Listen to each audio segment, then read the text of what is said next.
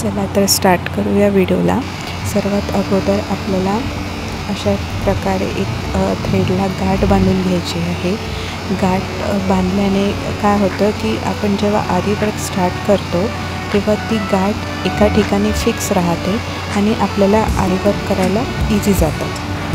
त्यानंतर आपल्याला जे आपण थ्रेडची गाठ बांधली त्या थ्रेडला घेऊन 2 बोटांच्या साहाय्याने फिक्स करायचा।